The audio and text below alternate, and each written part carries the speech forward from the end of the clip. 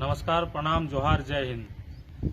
अभी हम नागलोक के नाम से विख्यात फरसाबहार ब्लॉक के सिंगी बहार गांव में स्थित हैं और सिंगी बहार गांव का ये हाई स्कूल भवन है जो निर्माणाधीन है। अब पिछले 4 साल से इसका निर्माण कार्य चल रहा है।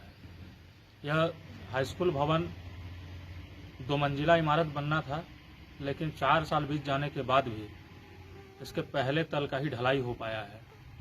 और पहले तल के ढलाई के तुरंत बाद ही इसके छत से पानी टपकने लगा है। इसकी शिकायत हमने, घटिया निर्माण की शिकायत हमने कलेक्टर के नाम से हमने एसडीएम को ज्ञापन सौंपा था, फरसाबहार एसडीएम को, और वो खुद मुआयना में भी आए थे, लेकिन अभी तक कोई कार्रवाई हुई नहीं इसमें।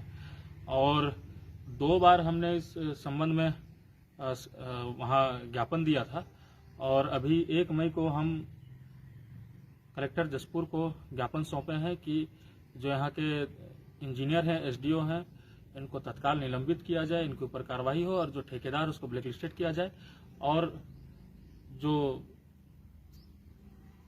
सरकारी पैसे का बंदरबाट हुआ है उसकी रिकवरी हो।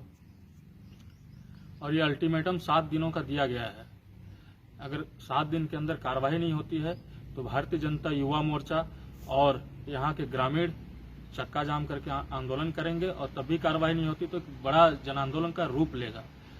जब से भूपेश बघेल की कांग्रेस की सरकार आई, छत्तीसगढ़ में जगह जगह भ्रष्टाचार किए जा रहे हैं और भ्रष्टाचार की एक बड़ी इमारत मैं आपको दिखा रहा हूं।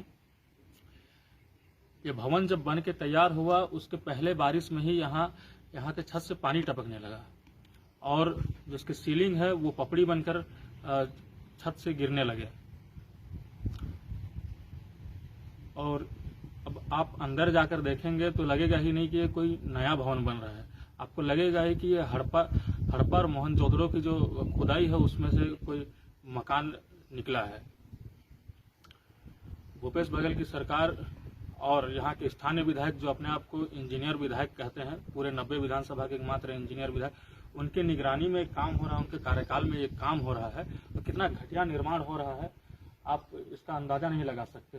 कल के दिन यहाँ हमारे ग्रामीण क्षेत्र के जो बच्चे पढ़ाई करने आएंगे उनके साथ कुछ हादसा हो जाता है तो उसकी जिम्मेदारी कौन लेगा।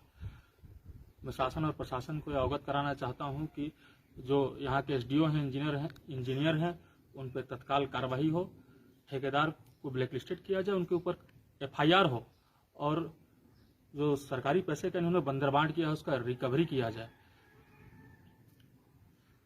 और लगातार आप कई निर्माण कार्य देखे होंगे जिसमें लगातार भ्रष्टाचार हो रहा है और ये किसी सरकार के और सरकार के नुमाइंदों के संरक्षण के बिना संभव नहीं है। इसलिए मैं कहता हूं कि भूपेश है तो भ्रष्टाचार है। आने वाले दिनों में जो हमारी मांग है वो पूरी नहीं होगी, इनके निलंबन की और ठेकेदार को ब्लैकलिस्टेड करने की, उनके ऊपर एफआईआर करने की, और जो पैसे का इन्होंने बंदरबाट किया उसका रिकवरी करने का कार्रवाई नहीं करेगी प्रशासन तो एक बड़ा जन आंदोलन किया जाएगा। और अगर ये सरकार नहीं कर पाती हो तो आने वाले समय में हम इस सरकार को उखाड़ फेंकेंगे और जब बीजेपी गवर्नमेंट बनेगी 2023 में तो ये तीनों जो हमारे ग्रामीण क्षेत्र के हमारे आदिवासियों के बच्चों को शिक्षा के मंदिर से जो वंचित किए हैं, इनके दोषियों को जेल के अंदर भेजा जाएगा।